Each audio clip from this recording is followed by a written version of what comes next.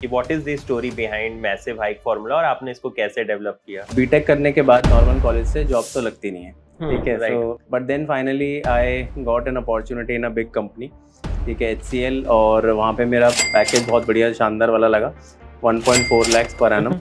वहाँ से शुरुआत हुई। वो 10,000 रुपये, 8-9 हज़ार रुपये कुछ मंथली सैलरी आता था। पर दुबई से में रह के जॉब छोड़ के वापस इंडिया है, जबकि Dubai is known as tax haven, कि वहाँ पे लोगों की सैलरी भी ज़्यादा होती है, पैसे भी अच्छे कमाते हैं। Dubai is known for luxuries और जॉब्स, और मार्केट बहुत अच्छा है। टैक्सेशन सबसे बड़ा पॉइंट तो वही है। And I was helping a couple of people जिनको ऑलरेडी सैलरी हाइक्स और रिजल्ट्स मिलने चालू हो गए थे। तो मेरे अंदर से आता था कि भाई अब तो ये वाला ना बढ़िया वाले लेवल पे करना है।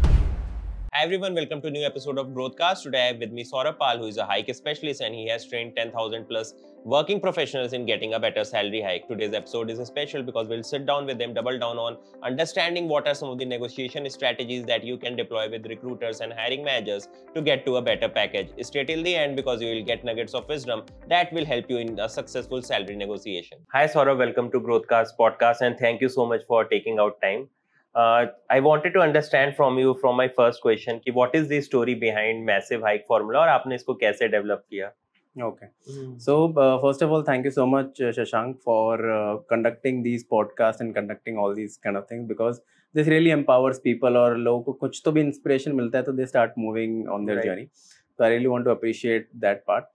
Now, coming on कि सबसे पहला इनिशिएशन यही था कि बीटेक करने के बाद नॉर्मल कॉलेज से जॉब तो लगती नहीं है, ठीक है। सो ये एक मेजर वो था, यही मेरे साथ भी हुआ। एंड पास आउट होने के 1-1.5 साल तक मैं काफ़ी सारे इंटरव्यूज़ वगैरह देता रहा, ट्राई करता रहा। एवरेज कॉलेज से एवरेज मार्क्स और एवरेज वाला काइंड ऑफ वो था बैकग्राउंड, सो कहीं कुछ हो नहीं पा रहा था।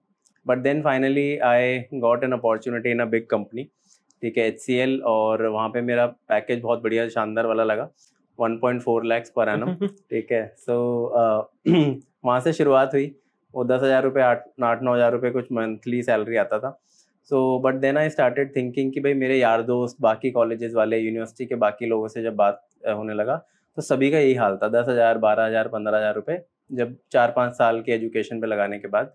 तो वहाँ से थोड़ा थोड़ा कुछ थॉट प्रोसेस बनने लगा कि यार मतलब कुछ तो लोग हैं जो कि बढ़िया जैसे काम कर रहे हैं, बढ़िया कंपनी में बैठे हैं और बढ़िया सैलरीज पे मतलब ऑपरेट कर रहे हैं, ठीक है। सो लेकिन हमारा क्यों नहीं हो पा रहा है, ठीक है। कुछ ऐसे लोग हैं जो कि बढ़िया बढ़िया कंपनी में बैठे हुए हैं लेकिन हमारा नहीं हो पा रहा। तो वहाँ से थोड़ा शुरुआत हुआ और फिर वहाँ से लगा कि यार कुछ अपने आप को ना लर्न एंड अपग्रेड करना पड़ेगा, सो दैट कुछ बढ़िया वाले अपॉर्चुनिटीज और सैलरी हाइक और इन सब पे जाया जाए। तो वहाँ से थोड़ा शुरुआत हुआ और मैंने अपनी जर्नी में अराउंड शुरू के 3-4 साल में 3 स्विचेस करे और हर बार मोर देन 100% ऑफ हाइक। सो 100, फिर किया 220, फिर उसके बाद किया 370 और फिर मैं इंडिया से दुबई चला गया। सो वो जर्नी ऐसी रही कि मैंने 3-4 बार स्विच किया और हर बार मोर देन 100% लिया। तो आसपास के फ्रेंड्स, यार दोस्त, कलीग्स वो काफ़ी इंस्पायर और वो थोड़ा बहुत टिप्स और बातचीत करने लगे। तो मैं जस्ट कैजुअली हेल्प कर देता सबका, और जिनको कुछ बताया, कुछ टिप दिया, कुछ तो भी ऐसा कॉन्वर्सेशन हो तो वहाँ से उनके इंटरव्यूज क्रैक होने लग गए या सैलरी हाइक मिलने लग गया। तो वहाँ से ये थॉट डेवलप हुआ कि यार may be this can be done in a structured way, so that लोगों को एम्पावर, ट्रेन और वो सब किया जा सकता है। रैंडम कैजुअल वाले तो रिजल्ट्स आ ही रहे हैं। तो वो एक चीज़ था जो कि थोड़ा इंस्पिरेशन दिया जिसने, एंड वहाँ से थोड़ा स्टार्ट करना चालू किया। तो मैं दुबई में था उस टाइम पे और फिर वहाँ से एक्सपेरिमेंट किया, लोगों को रिजल्ट मिलने चालू हो गए। फिर फाइनली मैंने जॉब छोड़ा वहाँ से और फिर 2020 से जर्नी स्टार्ट किया ऑफिशियली। Got it. पर दुबई से में रह के जॉब छोड़ के वापस इंडिया है, जबकि Dubai is known as tax haven, कि वहाँ पे लोगों की सैलरी भी ज्यादा होती है, पैसे भी अच्छे कमाते हैं। Correct. ये डिसीजन क्यों लिया? इंडिया में अपॉर्चुनिटीज ज्यादा दिखी या क्या था फ्रेमवर्क इसके पीछे? Dubai is known for luxuries और जॉब्स और मार्केट बहुत अच्छा है। टैक्सेशन सबसे बड़ा पॉइंट तो वही है। बट वहाँ से ना उस टाइम पे रिस्ट्रिक्शंस बहुत ज़्यादा थी। सो मैं मतलब वो हंगर और वो विल इतनी ज़्यादा हो चुकी थी। And I was helping a couple of people जिनको ऑलरेडी सैलरी हाइक्स और रिजल्ट्स मिलने चालू हो गए थे। तो मेरे अंदर से ऐसा था कि भाई अब तो ये वाला ना बढ़िया वाले लेवल पे करना है। लेकिन वहाँ पे क्या था कि इंटरनेट कॉल्स वगैरह सब बैन थी, व्हाट्सएप ये सब, जूम वूम चलता नहीं था अनलेस एंड अनटिल आप कमर्शियल लाइसेंस लो और उस तरह से करो।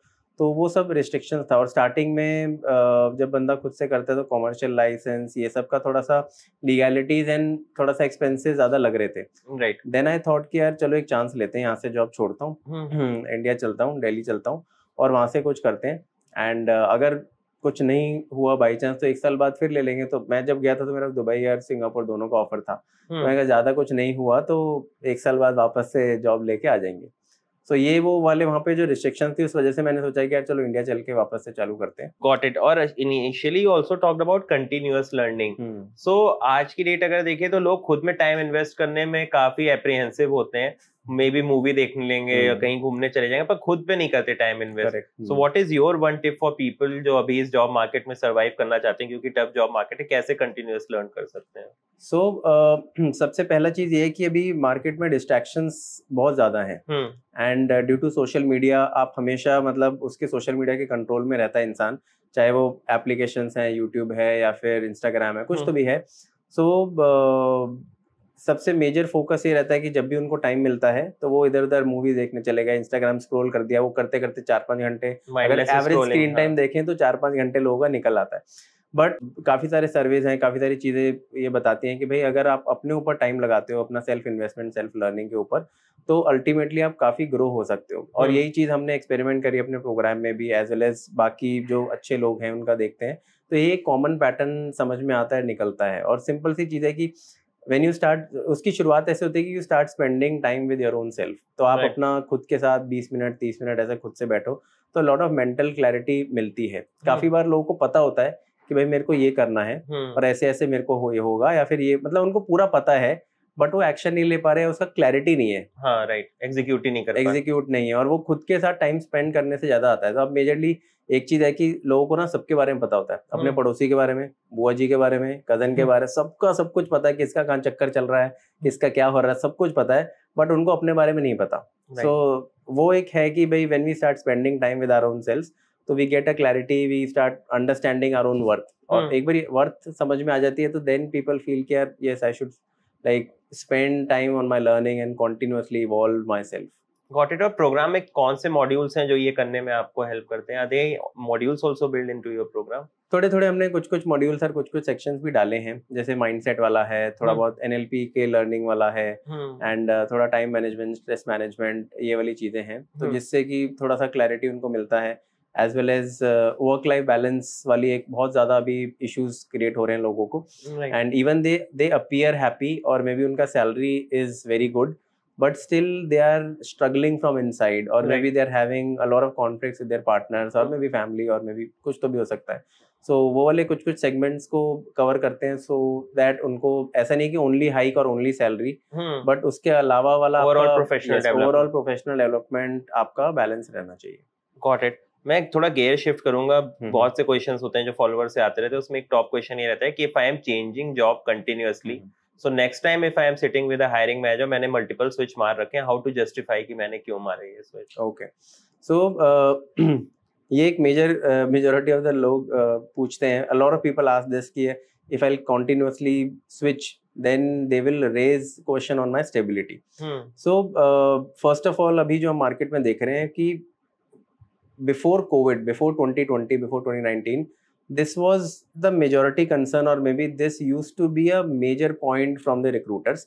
But अभी market ना एकदम से it has like changed to the next level after COVID, after pandemic, बहुत ज़्यादा change हो गया है एंड इतना ज़्यादा डायनामिक हो गया है कि पीपल आर इवन प्रेफरिंग कि भाई हाइब्रिड वाला मॉडल, वर्क होम वाला model, and people have got like almost double two triple opportunities. Earlier if somebody is in Bangalore, he was only looking out for jobs in Bangalore, और मुंबई वाला मुंबई में देख रहा है, नवी मुंबई में घूम रहा है। बट अभी हाइब्रिड और ये वर्क फ्रॉम होम के ओपन की वजह से नाउ दैट मुंबई वाला person is looking out opportunities pan India, right? So now people are not even asking, like recruiters are not even giving it that much of importance कि भाई आपने last company में सिर्फ 1.5 साल काम किया या फिर लास्ट कंपनी में आप सिर्फ 2 साल काम करा, तो अब वो इतना ज्यादा उसको पूछ और देख नहीं रहे हैं। This is what we keep on getting insights from all of our members, ठीक है? सो अभी वो पिछले 4-5 साल से वो प्रॉब्लम नहीं आ रहा है। आई थिंक दूसरा अपने ऊपर भी है कि अगर आपको लग रहा है कि यार इस जॉब में सैचुरेशन आ रही है या ग्रोथ अपॉर्चुनिटी अब नहीं है, तो भले ही 6 महीने हुए हो या साल भर हुए हो, doesn't matter, you should make the move. क्योंकि 4 ही चीजें मेरे ख्याल से होती है, या तो आपकी वर्क लाइफ वहां पे बेकार हो गई, या तो आपको बोला किसी और के लिए काम कुछ और कराने हाँ। लगे, या तो फिर हो सकता हो कि मैनेजर से आपकी उतनी ज्यादा नहीं बन रही है, या तो फिर हो सकता हो कि टाइमिंग ही आपको सूट नहीं कर रही है, तो उसके चलते आप मूव करते हो। पर आपके अंडरस्टैंडिंग में या आपके एक्सपीरियंस में when is the best time to switch a job? कब आदमी को स्विच के लिए देखना शुरू कर देना चाहिए? Okay, so there are 3 signs when you have to consider a job change. पहला ये है कि भाई जो भी आप काम कर रहे हो, whatever work you are doing, it is not being appreciated, और व्हाटएवर यू डिजर्व फॉर, जितना आप काम कर रहे हो, जितना वैल्यू क्रिएट कर रहे हो, उतना आपको डिजर्विंग आउटपुट नहीं मिल रहा। And a lot of people are continuing in the same company for past 2 years, 5 years, 7 years, 10 years, but वो एक ही जगह पर स्टक हैं। So this is one of the signs. Second sign is कि अगर एनवायरनमेंट इज टॉक्सिक, मतलब environment supportive नहीं है, मैनेजर सपोर्टिव नहीं है, आपको ग्रोथ अपॉर्चुनिटीज नहीं दी जाती हैं, या फिर दी जाती हैं तो उस तरीके से नहीं दी जाती हैं, मतलब environment is not that good. And third sign is कि भाई आपका personal growth and personal evolution नहीं हो पा रहा है। सो आपको मतलब आप कुछ नया एक्सपोजर लेवल पे नहीं सीख रहे हो, you are keep on doing the same work for last 5 years। तो उसमें क्या है कि आप कंपनी का तो वो कर रहे हो, या फिर क्लाइंट को तो वो चीज मिल रही है, बट मैंने क्या सीखा, लाइक मैं तो वहां से वहीं रहा पिछले 5 साल में, मैं एक रिपीटेटिव टास्क कर रहा हूँ। राइट। सो ये 3 साइंस है मोटा मोटी, जिसमें लोगों को समझ जाना चाहिए कि भाई now there is a need to shift, और maybe there is a need to change. हाँ, फिर उसके बाद आई थिंक इनहिबिशन नहीं होना चाहिए। अगर ये तीनों जो आपने पॉइंटर्स बताए, अगर उस पे कोई जॉब आपकी नहीं खरी उतर रही, तो आप स्विच कर सकते हो। बट स्विचिंग का पहला स्टेप जो होता है, जो किसी को पहली कॉल आती है, वो एचआर या रिक्रूटर से आती है, वेयर दे आस्क कि what is your salary expectation. Correct. So how to go about handling this call? So a lot of times we recommend our members कि भाई you should postpone that discussion कि what is your expected salary. So instead of giving, there are a couple of things. First is we don't have to tell them the exact number. ठीक है. Second thing is we can postpone that discussion.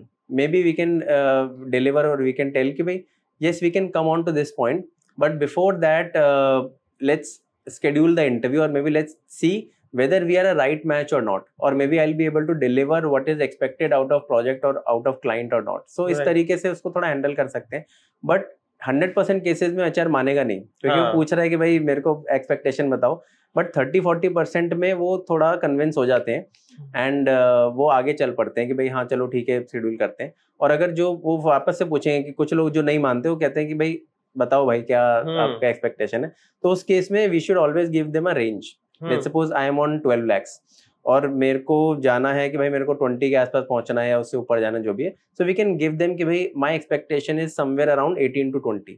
Instead of a exact number we should always give them a range.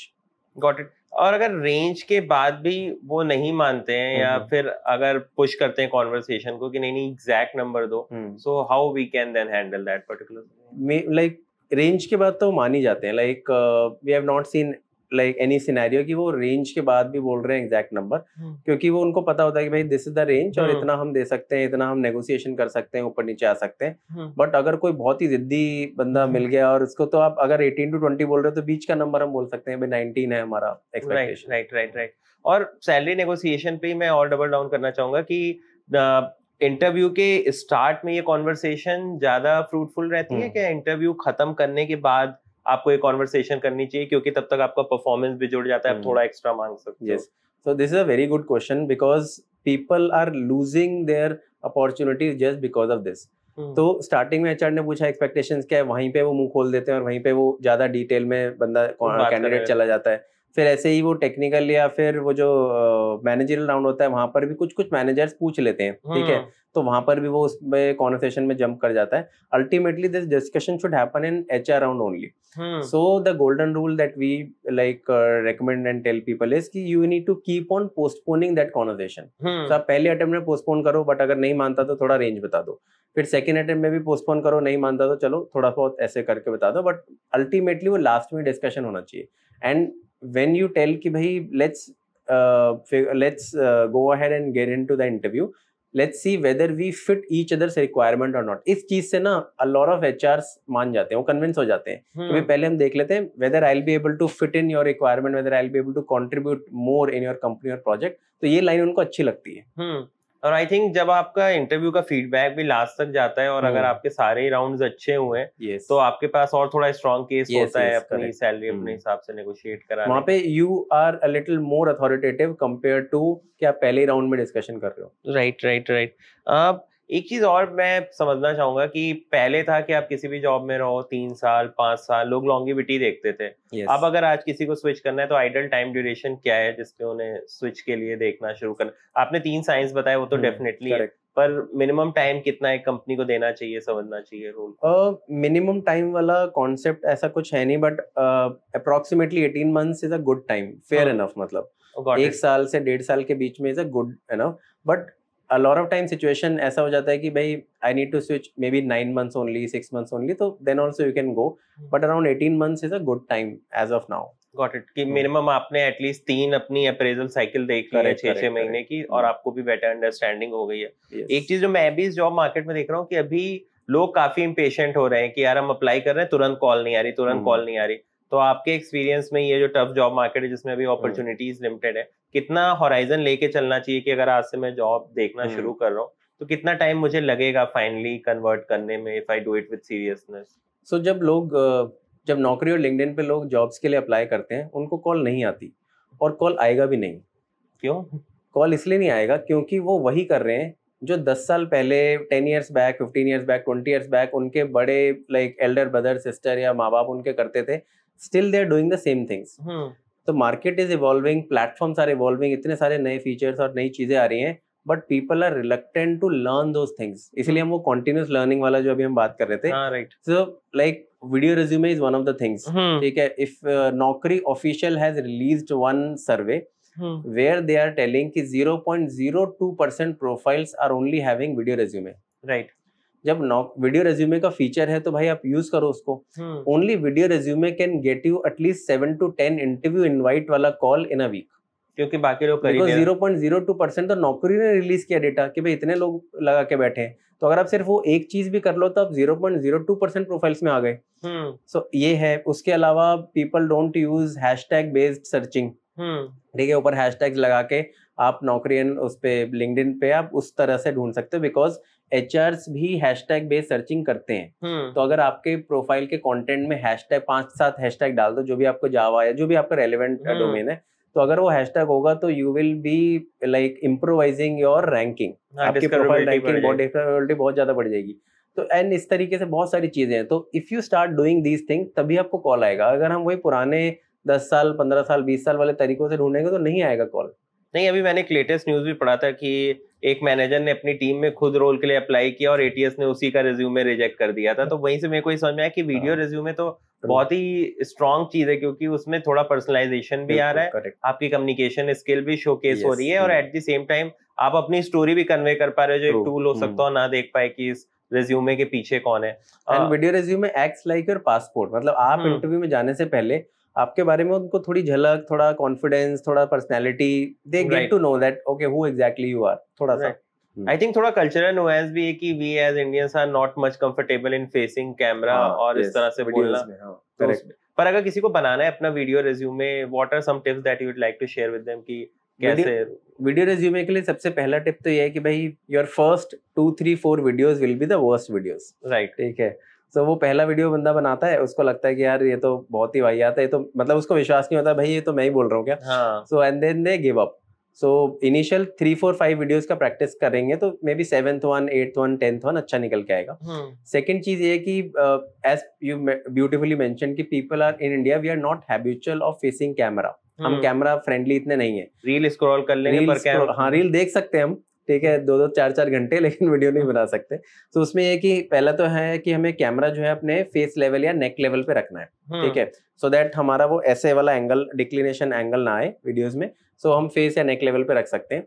Second is majority people when they make video resume और किसी भी type का video, they prefer looking at themselves. तो वो हमें अपने आप को देखने के बजाय we need to look at the camera वाला होल। राइट। सो ये एक चीज है। थर्ड पॉइंट इज कि in video resume hardly you need to tell and you need to talk about 60 to 70 seconds। हाँ, सिर्फ इतना छोटा सा है। उसमें आप अगर अपने प्रोफाइल के बारे में if you just mention 5 main things, 60-70 seconds हो जाएंगे। हाँ, right. So only and only 60 to 70 seconds की बात है वो। Got it. और आपने कई लोगों के नॉर्मल रिज्यूमे भी देखे होंगे, उसमें क्या मेजर मिस्टेक्स है जो बेसिकली आपको लगता है कि यार ये तो नहीं होनी चाहिए, these are the bare minimum basics which should be there in any resume? Okay, so a lot of recruiters और HRs ये बोलते हैं कि भाई in your resume should not have your photograph, और मे बी दे टेल कि भाई इसका ट्रेंड अभी आया, इसका ट्रेंड चला गया और अभी नहीं चल रहा है या पहले था या जो भी है, but for one of the most important thing is कि योर वीडियोज और your resume should have your picture. अच्छा, because if somebody is looking at your resume or maybe your profile, if I'm having two resumes, one resume is without photo, second resume is with photo, so photo वाले में मैं ज्यादा उससे कनेक्टेबिलिटी या फिर ज्यादा relatability feel कर पाऊंगा as compare to the one which is not having any photo, face behind the resume पता चलेगा। तो उसका ट्रेंड है नहीं है, कुछ भी है मार्केट में, कुछ भी चलता रहे भाई। वन ऑफ द थिंग्स हम जो बोलते हैं आप अपने लोगों को कि भाई आपको फोटो तो चाहिए, आपको मार्केट में कोई बोले नहीं चल रहा, आपको लगाना है, तो वो एक चीज है, उससे बेटर कंप्लायंट रहता है। यस ATS कंप्लायंट रहता है, बेटर कनेक्टिविटी आती है। ATS के लिए सबसे बड़ा रेड फ्लैग ये है कि if your resume is having tabulars like tables, जो हम मेजरली वो 80% लोगों के प्रोफाइल में होता है, और वो उस सेक्शन में होता है जब हम दिखाते हैं कि भाई हमने कॉलेज में इतना परसेंटाइल आया, 12th में इतना आया, 10th में, तो वो बंदा टेबुलर में हम दिखाते हैं उसको। सो वो टेबल वाला जो कंटेंट होता है ना, it doesn't, most of the ATS में इट डजंट गेट्स पिक्ड। सो उसमें क्या होता है, मे बी कहीं पे एलिजिबिलिटी क्राइटेरिया लिखा है कि भाई 60% in all 3 college, 10th and 12th, but अगर वही कंटेंट आपने टेबल में डाल दिया, वो पिक ही नहीं हुआ, तो वहां से वो वाला, मतलब ऐसे करके वो बहुत सारे फैक्टर्स मिस हो जाते हैं। Got it. So ATS compliance एक चीज हो गई। एक चीज और जो फॉलोअर्स ने पूछी है, कई ऐसे होते हैं लोग जो करियर ब्रेक पे रहते हैं और करियर ब्रेक पे रहने के बाद फिर वो वापस से आना चाहते हैं या जॉब खोजना चाहते हैं, तो इन लोगों की क्या स्ट्रैटेजी होनी चाहिए? क्योंकि कुछ प्रोग्राम्स हैं जो स्पेसिफिक टू करियर ब्रेक होते हैं, पर अभी मैं अश्नीर ग्रोवर की भी क्लिप देख रहा था, उसमें भी यही था कि करियर ब्रेक बहुत बड़ा टैबू है, कई एम्प्लॉयर्स के लिए टर्न ऑफ हो जाता है कि भाई क्यों तुमने गैप लिया। तो ऐसे लोग अपनी जॉब सर्च कैसे कर सकते हैं या क्या बेटर कर सकते हैं? When somebody is into a career gap wala phase, the only one thing that they can focus is कि how will I justify this gap? And majorly ये है कि the gap is a normal thing. Like a lot of people like get into maternity gaps, ठीक है, a lot of people get into educational gaps, or maybe they were like a lot of times competitive examination, plus a lot of times few cases people try to do their own business or maybe try to do something by their own, and then they don't get success in it, then they resume their jobs maybe after 1 year or 6 months or 2 years. So in sabhi cases mein ultimately we just need to justify that particular scenario. और justification के लिए अगर हम उसमें simple एक चीज बहुत ज्यादा काम करती है कि if I can tell them कि भाई इस period में, in this 1 year maybe 6 months or 2 year वाले period में I did something that is gonna be helping me in my current job in your company. अगर मैं कहीं पे भी वो वाला एंगल हम थोड़ा रिलेट कर दें, then it works amazing. हाँ, आई थिंक अगर आप गैप ले रहे हो तो आपको ये भी माइंडफुल होना पड़ेगा कि वो 9 महीने पूरे खाली ना जाए, कुछ आपको मीनिंगफुल करना पड़ेगा, नहीं तो फिर बहुत डिफिकल्टी होगी। ये तो हो गई गैप वाले लोगों की बात। पर कई लोग ऐसे होते हैं जो अपनी जॉब में काम अच्छा चल रहा है, जॉब बढ़िया चल रही है, उस जॉब में अपनी सैलरी मैक्सिमाइज करना चाहते हैं कि यार I like this place, I like the organization, but how to maximize salary in my current role और करंट कंपनी, वो कैसे कर सकते हैं? नाइस। सो करंट कंपनीज, मतलब सेम ऑर्गेनाइजेशन या सेम प्रोजेक्ट में एट मैक्स सैलरी हाइक होता है 2%, 5%, 10%, जो मेजरली हमारा वो चलता है। कहीं बहुत ही एक्सेप्शनल परफॉर्मेंस किया तो 15%, 20% कुछ केसेस में, but majorly people stuck in 2 to 5% वाला सिनेरियो। बट इसके लिए what we do is we ask all of our members to do an MC activity. Okay. So MCA stands for monthly contribution activity.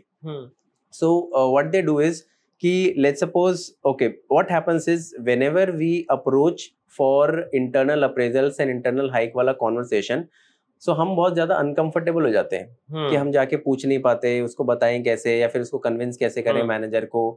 तो वो होता है इस वजह से कि I am not habitual of that conversation. मैं साल में एक बार जा रहा हूँ and then I am trying to tell them कि भाई मैंने पूरे साल क्या क्या किया, एंड देन वो बोलेंगे हाँ भाई अगले साल देखेंगे, ठीक है। सो मैं हैबिचुअली नहीं हूँ उस कॉन्वर्सेशन का। So what we ask people is कि भाई आप साल में एक बार मत जाओ, आप साल में 10 बार जाओ, ठीक है। सो इन may be 30 to 45 days you can make a routine कि आप अपने मैनेजर के पास जा रहे हो और अपने लीड के पास जा रहे हो and you only talk about project और company, you are not talking about yourself. Right.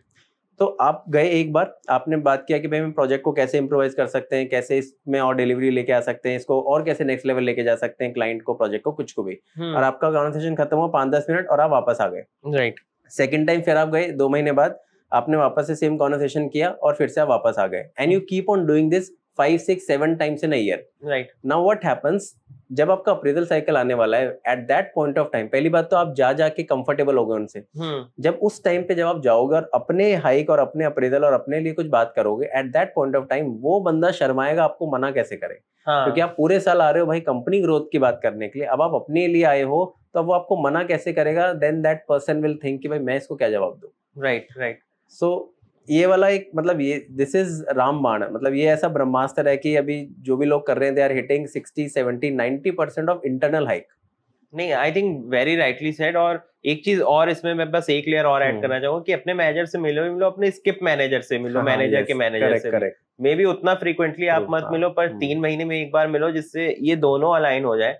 और फिर आपके लिए चीजें हो सकता हो थोड़ी बेटर हो जाए। ये वाला पॉइंट बहुत ज्यादा इंपॉर्टेंट है। मतलब हम इसको जब हम डिटेल में ये वाला टॉपिक कवर करते हैं तो वी ऑल्सो टेल देम कि भाई आपको जो अपना एक लेवल ऊपर वाला है ना, उससे भी 3-4 महीने मिलना है। वाई? बिकॉज अगर जिससे आप रैपो बिल्डअप कर रहे हो 6 महीने बाद यही निकल गया, हाँ, तो या फिर यही चला गया, तो फिर हाँ उसके पास क्या ही जाएगा, आपका कुछ भी नहीं जा रहा उसके पास।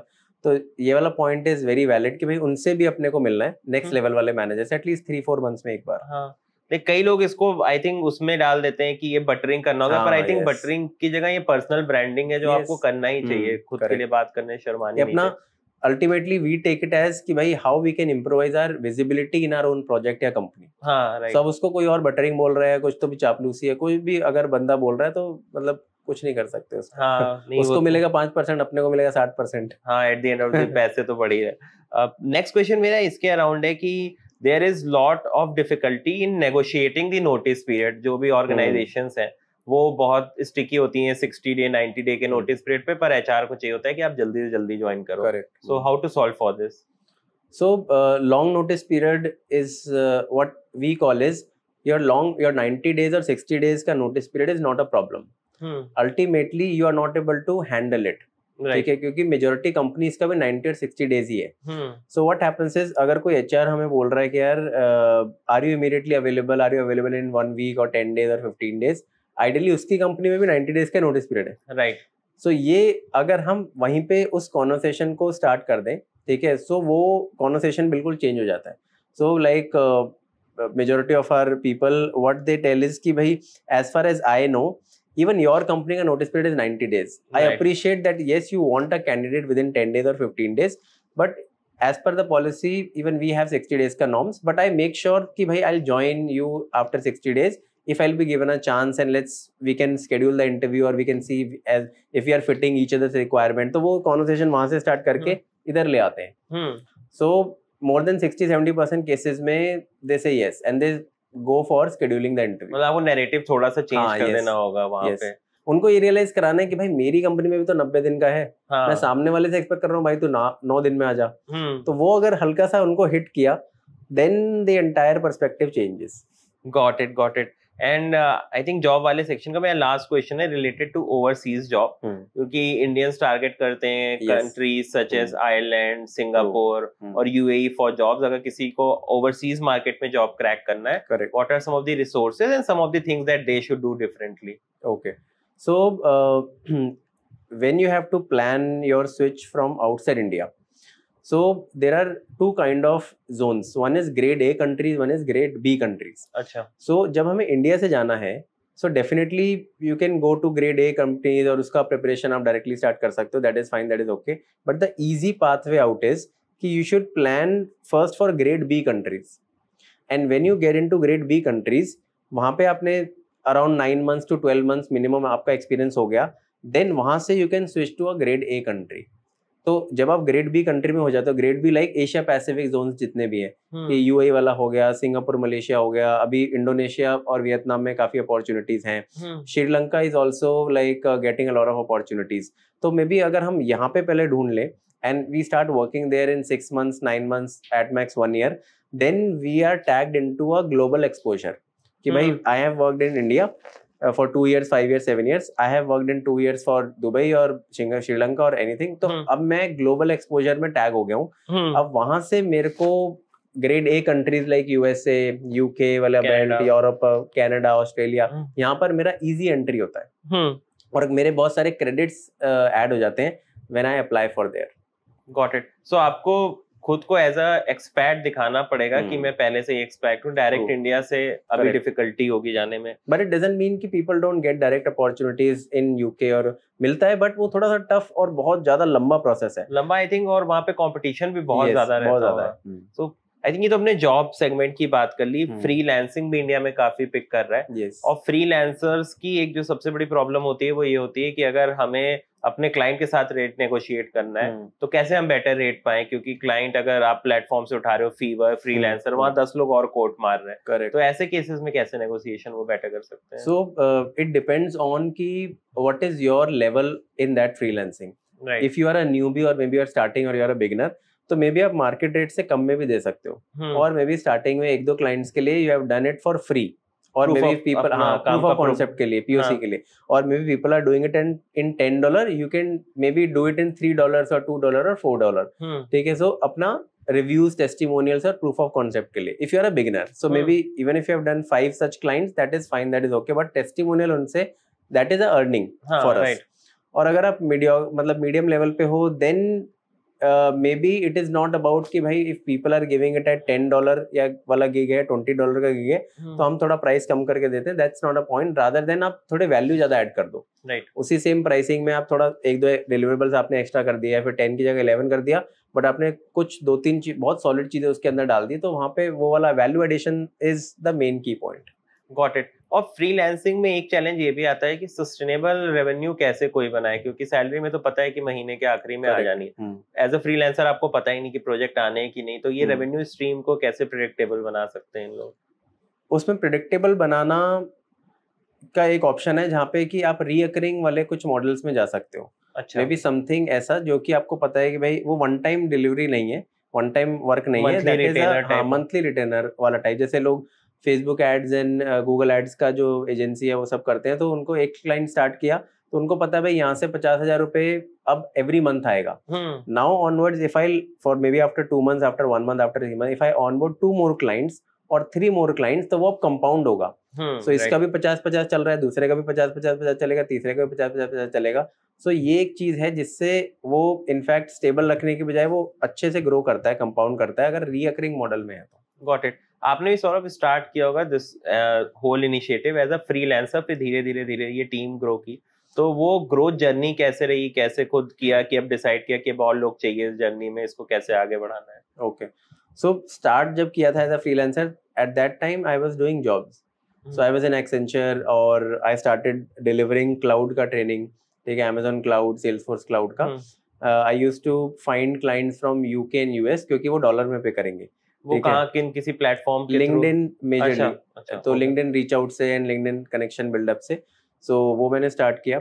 Then I started reaching out to people जो कि ऑफिशियली, जैसे सिंगापुर में सेल्सफोर्स का मेन हेड ऑफिस है, तो I started building rapport and building connection with those people. तो वहां से कुछ ट्रेनिंग असाइनमेंट्स मिलने लग गए, यूएस कनाडा वगैरह से ट्रेनिंग असाइनमेंट मिलने लगे. तो that I used to do on Saturday Sunday. अच्छा. सो जितना पूरा महीने का सैलरी होता था मेरा, उतना वो एक सैटरडे संडे का ट्रेनिंग डिलीवर करके आ जाता था. ठीक है. So then it gave me a point कि यार this is something good, this is something nice, इसके बारे में थोड़ा कुछ फुल टाइम वाला सोचना पड़ेगा. सो वहां से वो थॉट प्रोसेस थोड़ा चेंज हुआ. उसके बाद आई वेंट टू दुबई. वहां पे वीकेंड वाज फ्राइडे सैटरडे, तो वो जुम्मे का ऑफ होता है उनका. तो वहां पे वो ये सेम चीज में थोड़ा फ्राइडे सैटरडे करने लगा. तो देन ग्रेजुअली आई फेल्ट कि यार वी शुड डू समथिंग थोड़ा फुल टाइम वाला भी, और यहाँ से निकल के कैसे उसको प्लान किया जाए. Then initially I did not have any team member, तो कोई टीम मेंबर तो नहीं था. तो खुद से ही सारा चीजें लर्निंग और एग्जीक्यूशन स्टार्ट किया कि भाई ऑनलाइन एजुकेशन कैसे होता है, उनको ट्रेनिंग कैसे दी जा सकती है, या फिर टेक्निकल टूल्स कौन कौन से सीखने हैं, back end automation, landing pages, website बनाना, क्योंकि मैं I was from a non IT background. Right. तो ये सब चीजें खुद से सीखी, 6-8-9 महीने लगाए. But then I started doing it all. मतलब अभी मेरे को ऐसा है कि बिजनेस में जितने भी एरियाज हैं मैंने खुद से करे हुए हैं. And then later you have people, तो आप उनको ढंग से गाइड कर सकते हो या उनको ज्यादा डेप्थ में बता सकते हो, क्योंकि आपने खुद से किया हुआ है. और वो भी थोड़ा आपको बेवकूफ नहीं बना सकते क्योंकि उन्हें पता है कि इन्होंने ये सारी चीजें खुद कर रखी है। But how is the difference now, because एक जॉब भी कर रखी है और एक फ्रीलांसर की तरह कितना बड़ा बिजनेस भी यू आर रनिंग, तो दोनों में क्या चीजें पॉजिटिव हैं एक की और क्या चीजें दूसरे में जो आपको बेटर लगती है?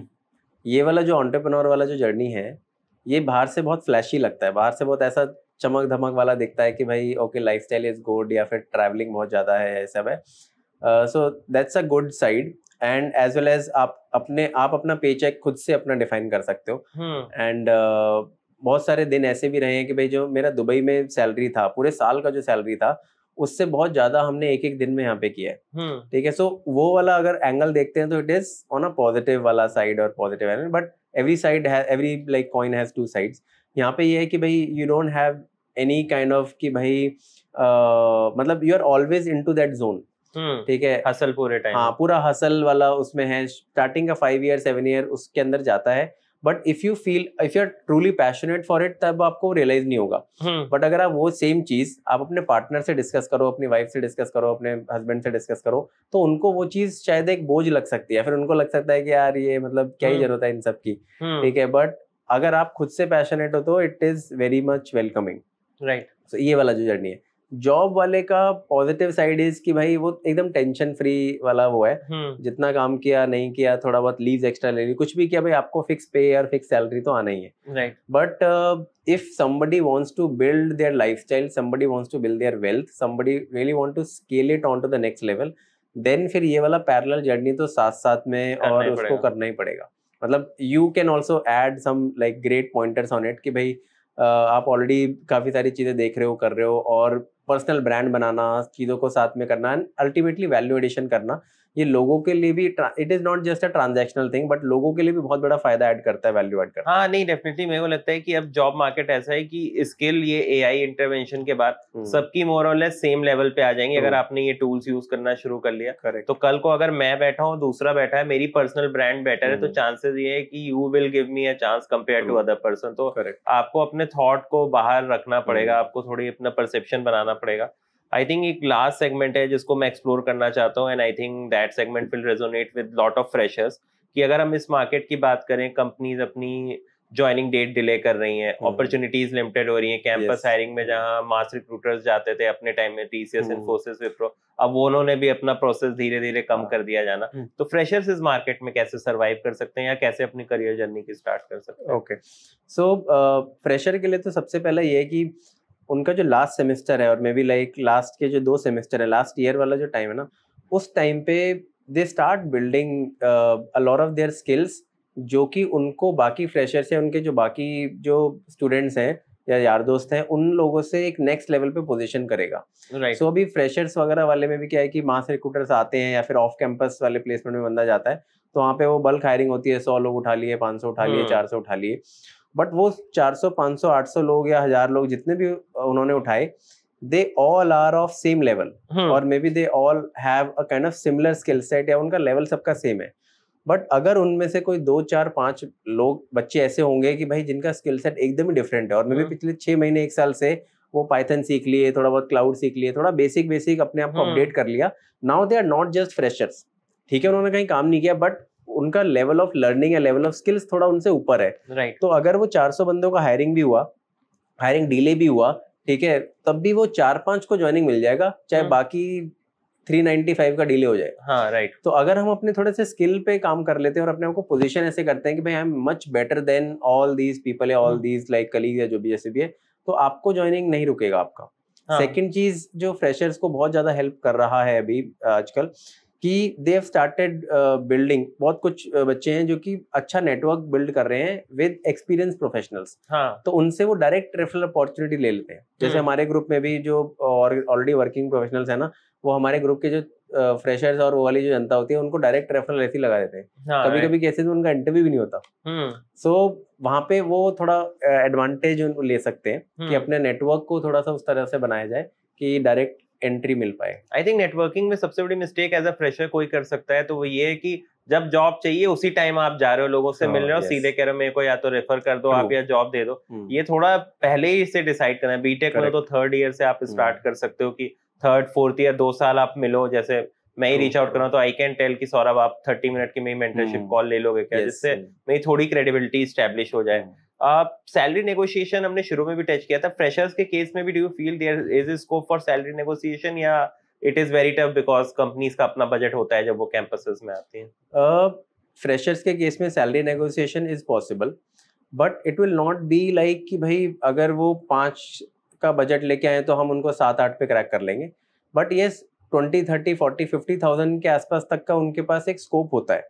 राइट. और वो जो स्कोप होता है वो बहुत ही कुछ चुनिंदा बच्चों के लिए होता है, एंड इट हैपन्स. मतलब वो हमारे टाइम पे भी होता था. हमारे Right. कॉलेज के 1-2 बच्चे थे, HCL और ये सब जब आई थी, हम सबको वही मतलब 1.4, 1.3 ये वाला पैकेज मिला था, लेकिन कुछ बच्चे जिनको 2.2 भी मिला था. राइट. सो थोड़ा सा स्कोप होता है, बट उसके लिए थोड़ा सा आपको परफॉर्म और पोजीशन अपने आप को ऐसा करना पड़ेगा, और वो लास्ट 1-2 सेमेस्टर में प्रिपरेशन उस तरह से करनी पड़ेगी कि I am not just a fresher, I have also learn this this this this. और उसके लिए सबसे एक चीज फ्रेशर जो कर सकते हैं, they can research the market, trend देख के कि what is actually trending into the market. उसके ऊपर थोड़ा 2-3-4 महीने लगाएंगे तो they will be able to position themselves. Got it. I think this brings me to my last question. आप जो लोगों से सुन रहे हो या बात कर रहे हो, what is the sentiment regarding this job market? कि will it get better from here, या 2025 में again थोड़ी muted type of growth रहेगी, opportunities थोड़ी minimum ही रहेंगी लोगों के लिए? See, what we feel is कि opportunities will always be there. Right. ठीक है. And a lot of time people feel कि यार which is the best month for a job change, which is the best month कि जहाँ पे ज़्यादा opportunity आ सकती है. In fact, you need to be on your toes on every single day, 365 day. Maybe let's suppose कल for example एक बंदा एक TCS या एक्सेंचर में से उसने लीव किया, तो उसकी ओपनिंग तो वहीं कल क्रिएट हो गई. मे बी आई फील कि यार मेरे को दिसंबर में ज्यादा अपॉर्चुनिटी मिलेगा, जनवरी में ज्यादा अपॉर्चुनिटी मिलेगा, but if I will be on my toes that opportunity can come 365 day. Right. So 2025 में तो इनफैक्ट हाइब्रिड वाला अपॉर्चुनिटीज काफी ज्यादा अभी धीरे धीरे इंक्रीज हो रहा है, बढ़ रहा है. So that is also one thing कि जो if you are skillful, if you are preparing well, then there won't be any problem. Right. I think it ties back to our original point कि continuous learning करनी पड़ेगी. You have to learn, unlearn and relearn, जैसा आप कहते हो, that you have to do. Thank you so much for taking out time, Saurabh. This was very meaningful, and I think काफी help मिलेगी सबको, because we are going into that season जब job switches होना start हो जाएंगे. Absolutely.